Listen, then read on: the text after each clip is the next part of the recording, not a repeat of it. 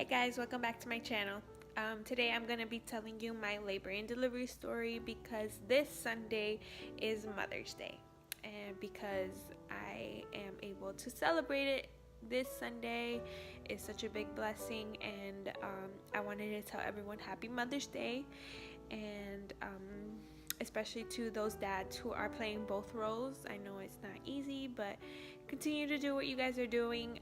Your kids will love you no matter what, and they will appreciate you every single day as they get older, because I definitely appreciate mine. So my labor and delivery story. In the beginning of my pregnancy, it was very rough on me. I wasn't able to keep anything down, not even water, Gatorade, soups, ginger pops, nothing. So I ended up losing about 10 pounds in about 4 days, which isn't very good. So my doctor admitted me to the hospital just so I could get my fluids back up, and I was able to eat again. So I was there for about a day and a half. But thank God, once I was released, I was able to eat, and Mama Bear definitely ate. I ended up gaining about 58 pounds throughout my pregnancy, but thank God everything was normal. Baby was growing, she was moving, she was doing everything that she needed to do.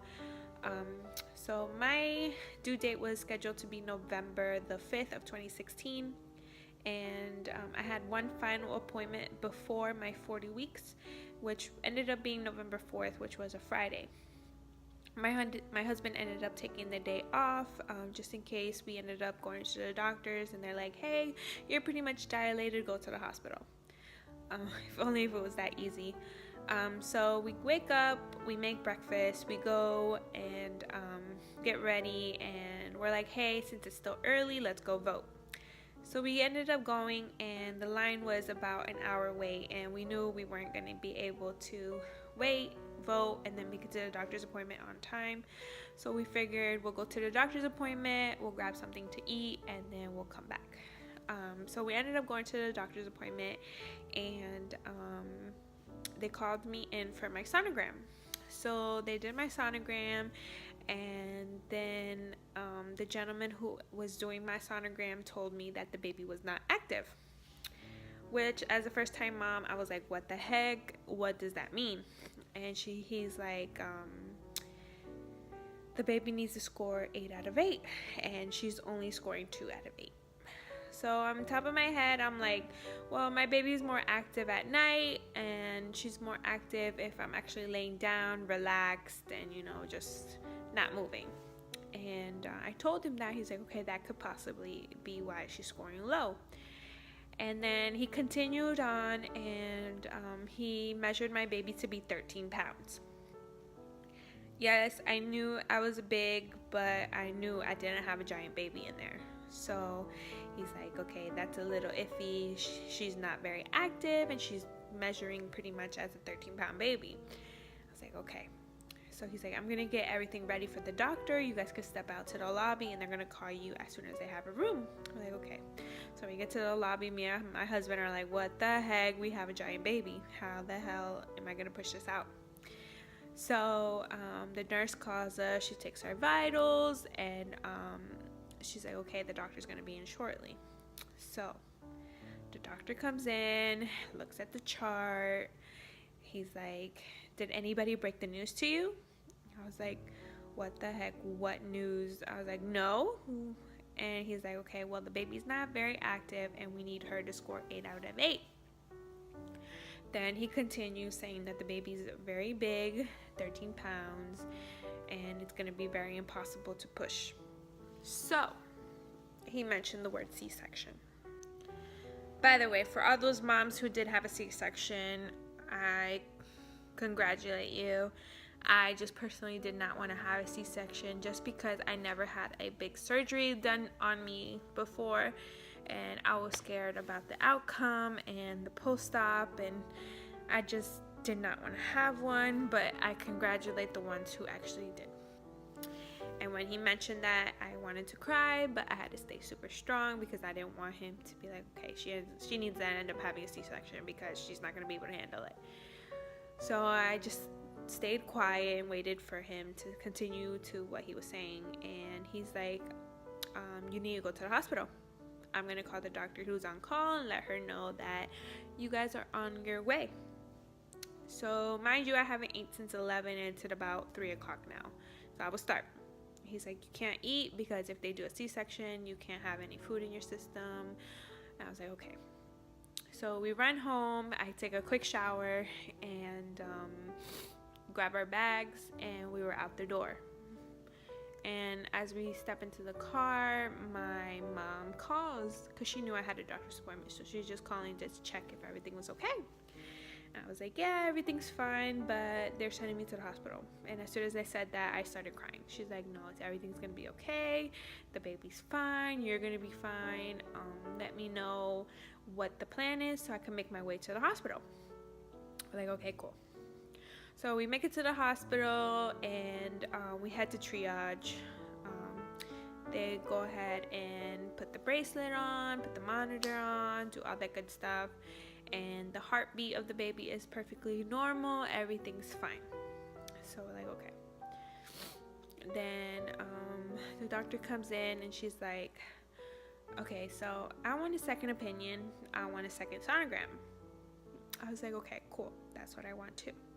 She's like, but we have to wait till 8 o'clock to do the second sonogram. I was like, okay, that's fine. It's about 6:30 by now.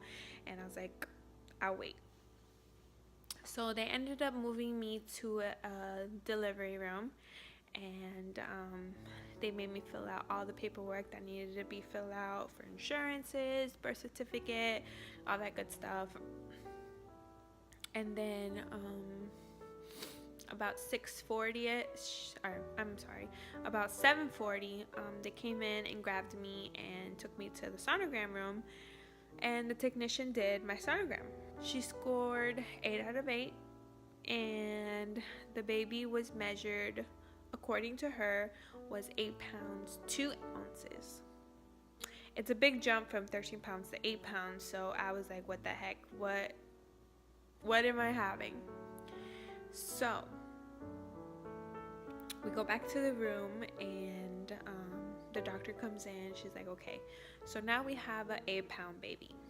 And she scored 8 out of 8 is what I was looking for. I was like, okay, so the baby's active. The baby's pretty much a big baby. She's like, sonograms are just estimates. I was like, okay. She's like, the baby could be 7 pounds. The baby could be 8 pounds. The baby could be 9, 10, 11. We don't know. It's just an estimate. I was like, okay, it's understandable. So she's like, we could do a C-section, or I can induce you so you can have it natural labor. So I look at my husband, I'm like, okay, I don't want to have a C-section. So let's go ahead and induce. So she induced me, and I had to wait 12 hours to get checked. So after the 12 hours, I was only dilated about 4 centimeters. So they induced me once again, but before they induced me, they gave me a break. I was able to shower, I was able to eat, and then they induced me. So the next 12 hours was Friday night to Saturday night. So when they checked me, I was 5 centimeters. So the second was Saturday to Sunday. So Sunday, the doctor came in, and I was about 6 centimeters, and my water bag was right there. So she broke it. So to all the moms out there who were medically induced and had their water broken, understand that the pain is horrible. I don't even understand how to describe the pain. It's like 1,000 knives stabbing you over and over and over again. So after about an hour after she broke my water, this is Sunday night, after she broke my water, the pain actually came bad and really fast. And my husband's family ended up walking in at the wrong time, which I feel very bad about because I knew they wanted to be there, but I was in pain that I wanted to, like, I don't even know. I wanted to, like, run.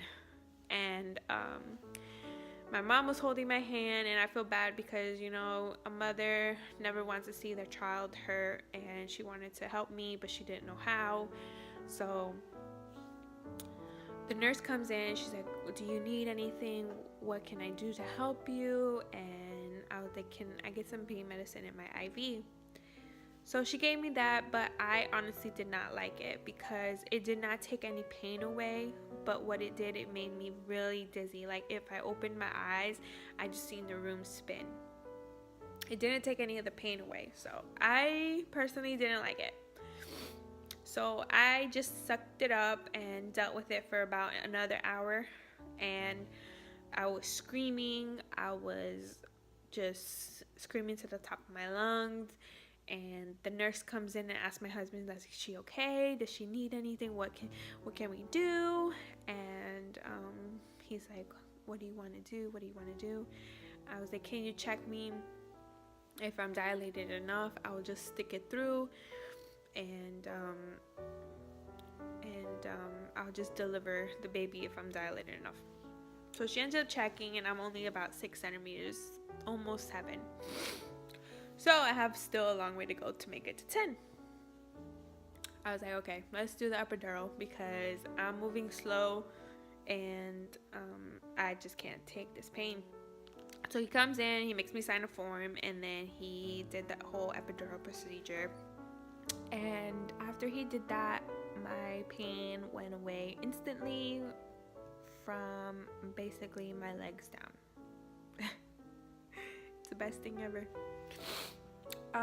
So once I was done with the whole epidural thing, the nurses put me on my side with a peanut ball in between my legs so that way my cervix can open up. And so they did one side for an hour, then they flipped me on the other side for the other hour, and then after those 2 hours they came and checked, and I was about 9 centimeters at the time. So they gave me another like 45 minutes, came back in, checked me, and I was a full 10 centimeters. So they set me up and got ready. And then the nurses came in. She's like, okay, Bianca, we're going to practice pushing. So that way when the doctor comes in, you know exactly what to do. So they ended up turning off my epidural because I was extremely numb to the point that I could not feel my contractions come. So when they come, I push and I wasn't able to feel them. So they turned it off, and we basically practiced for maybe like 20 minutes. And then the lead nurse comes in. She's like, Bianca, you don't have your baby yet? I was like, no, she's not coming out. And she's like, I just delivered 2 babies and your baby's still not here. I was like, I know. She's like, okay, let me go do one last thing and I'm gonna come back and we're gonna get this baby out. I was like, all right, I'm waiting for you. So she comes back in. She's like, okay, Bianca, I need you to push with your abs. Don't push with your chest, holding your breath. Just relax your body and push with your abs. I was like, okay. So we did a couple of practice pushes, and she's like, okay, Bianca, you're ready. You ready? I was like, yes, let's get this baby. So she calls the doctor. The doctor is getting ready, and she's like, okay, Bianca, you ready to have this baby? I was like, I've been ready since Friday. It's Monday morning, by the way. So I started pushing around 4:30. So I did about 10 to 15 minutes of pushing, and the baby came out at 4:41 in the morning. She ended up weighing 8 pounds 7 ounces. So my baby was not a giant baby. She was a normal sized baby, I guess you could say. She came out with all her toes, her fingers, her arms, her legs, her nose, her eyes, everything. I counted them all. When she laid on my chest, I was amazed how a woman's body can create life, deliver it, and your body goes back to normal. it's such a beautiful experience, and that day forever changed me. It made me realize how much stronger I actually am. And these last 6 months have been such a true blessing. I love her so very much. She is my everything, even on those nights that she wakes up randomly and doesn't go back to sleep for like 2 hours. But I love her, and I would never change anything. I would do that whole experience again just for her. The whole losing 10 pounds in 4 days too. So yeah, that was my experience. So we ended up going in Friday, having the baby Monday morning, and then we left the hospital Wednesday around like 5. So yeah. And the beautiful thing about what I liked the most was that I didn't take any pain medicine after delivery, because honestly I wasn't hurting. And the nurses were all shocked. They were offering me Tylenol all the time, and I was like, no, I'm okay, I don't need it.